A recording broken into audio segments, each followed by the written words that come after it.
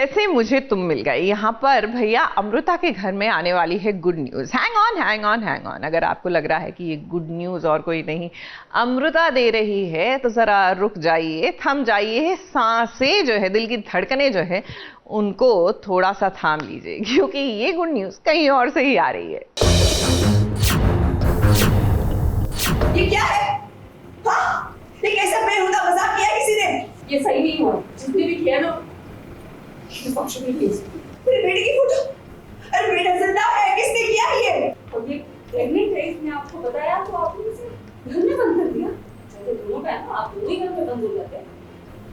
अब देखा इशिका का बच्चा नहीं और आप किसी के घर में प्रॉब्लम होगी, आप लोग आ जाते हैं। अमृता और विराट की सोसाइटी में सब मिलकर पितरों की शांति के लिए पूजा करवा रहे हैं। अब ये तो अच्छी बात है कि एक ही सोसाइटी में इस सब मिलकर एक साथ अपने अपने पितरों की पूजा करवा रहे हैं। ऐसा तो हमने पहले कभी नहीं देखा है। अब एक साथ भी ऐसा होता है, ये तो पहली बार देखा है। पूरी सोसाइटी मिलके अपने अपने पूर्वजों की पूजा करी, लेकिन एक साथ कर रहे हैं। अब एक तरफ श्राद्ध की पूजा चल रही थी तो दूसरी तरफ काम दूजा भी हो गया। इशिका को उल्टी आ रही है और वो यहाँ से उठकर चली गई। उसके बाद पता चला कि भाई खुशखबरी आने वाली है, यानी कि अमृता का छोटा भाई या छोटी बहन आएगी। अब सोसाइटी वाले इस बात को हजम ही नहीं कर पा रही हैं। वहीं अमृता ने जो कहा वो बात भी सही है। माना कि इशिका उसकी माँ की सौतन है, लेकिन इशिका के साथ शादी करने का फैसला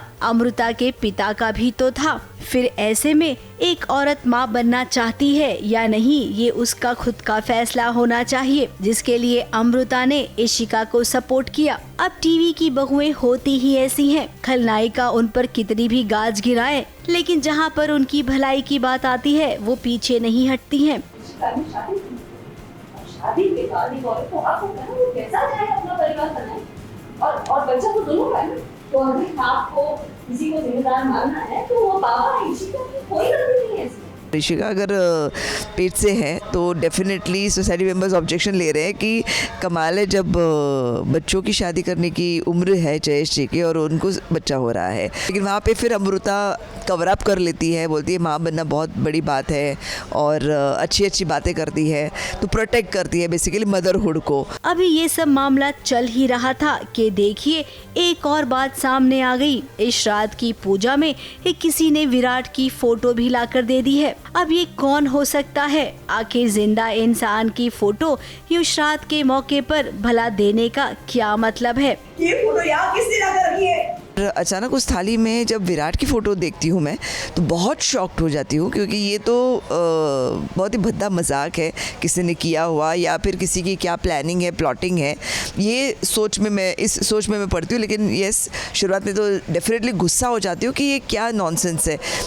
बेटा जो मेरा जिंदा है उसकी फ़ोटो कैसे आप लोग रख सकते हैं प्लेट में। और सीरियल में अमृता की मासी की एंट्री हो गई है। वो मासी जो विराट को बिल्कुल पसंद नहीं करती है। दुबई से वो भारत आई है अमृता को ये समझाने के लिए कि विराट तुम्हारे लिए अच्छा लड़का नहीं है। वैसे मौसी बुरी तो बिल्कुल नहीं है, लेकिन मौसी के दिमाग में ना विराट को लेकर एक अच्छी पिक्चर क्रिएट नहीं हुई है, इसीलिए मौसी विराट के बारे में कुछ ऐसा सोच रही है। वैंडी मौसी आई है इसलिए क्योंकि वो अपनी भांजी अमृता को विराट के चंगुल से बचाना चाहती है।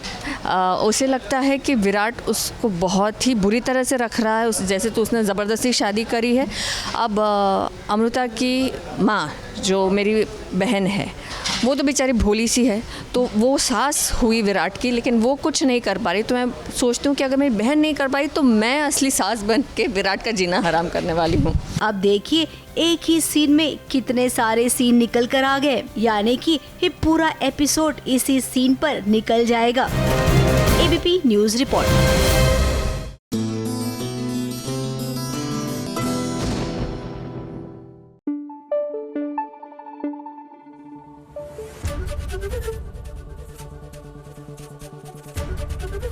एबीपी न्यूज़ आपको रखे आगे।